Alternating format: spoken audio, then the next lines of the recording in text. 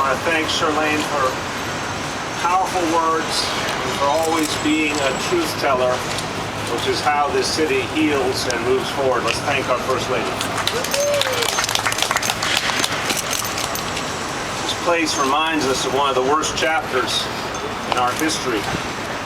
304 years ago, with the approval of the city government, this became a place for buying and selling and renting human beings. It was a vile, vile trade that persisted for more than 50 years right here. You could come here any day and see it happening.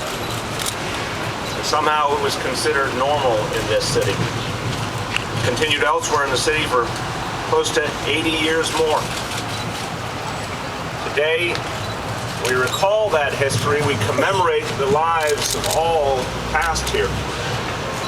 Plaque, we gather to dedicate. It's another way to signal something, to say something out loud. It was true 3 centuries ago, even though it was never acknowledged. It was true then, it is true today, it will be true tomorrow. Black lives matter. Simple concept, one we shouldn't have to delineate, but one that we need to because of the stains on American history. I want to thank everyone who is here, who believes in the importance of this moment. You'll hear from a few in a moment, but I want to thank, in particular, Manhattan Borough President Gail Brewer. I want to thank the council member who represents this district, Margaret Chin. And I want to thank an artist from Brooklyn and a writer who first proposed this marker, Chris Cobb. Thank you very much. This city we love is proud of being a beacon of diversity. It's why this has been a great city. There's no mistaking that. An inclusive city, a city for all from everywhere, was the foundation of our greatness. There are many people of goodwill in this city, but we still struggle with the truth. We still struggle with our history. We still hesitate to acknowledge it. It's difficult to remember the most negative moments in our history. There are some who want us to look away. We can't look away if we mean to go forward. The whole concept of this nation, remember, few nations were built on a set of ideas. Very few in history, and this was one. The concept of we the people was undermined and sullied from the beginning by slavery. The quest to form a more perfect union was made imperfect by racism. The slaves who suffered here on this site, they mattered then and they matter now in our memories, and they are a clarion call to us. They are witnesses to us of what we must change. Their lives and their labor played a vital role in building the New York City we know. But much of their time on this earth literally did not belong to them. For some, they never knew a single moment of freedom. Their humanity, like the humanity of all people, should be self-evident. But how strange that this is a fight we are fighting to this very moment. The idea that all lives matter is the foundation of democracy. It's the foundation of everything we consider to be our moral underpinning of our society, and yet it still isn't practiced.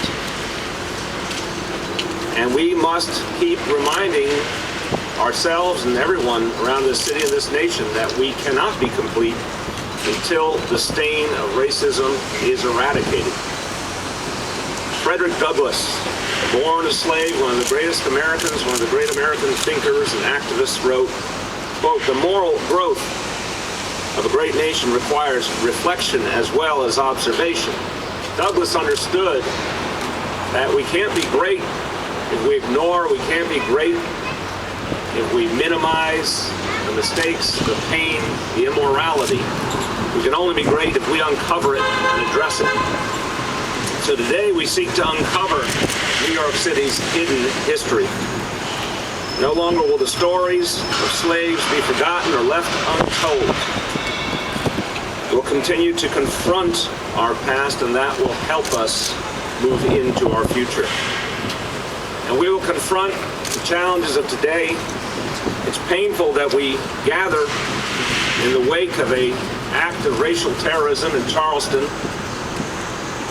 It's a reminder of the work to be done and the urgency of that work. But I do think each of us reflecting on this history will inspire us to complete the mission, to end all the vast vestiges of racism that still plague us. I want to offer, in the spirit of the diversity of the city, a few words in Spanish.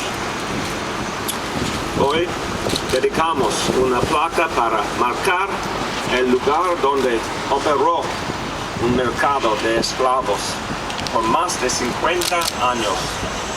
Las vidas de personas que tanto sufrieron aquí, la mayoría africanos, había sido olvidadas.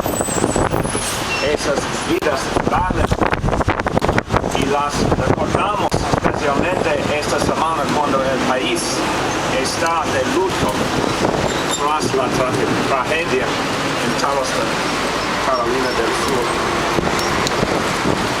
I want to thank again all the people who worked hard to bring us this day. Now it's my honor to introduce one of those people, our Parks Commissioner, Mitch Silver.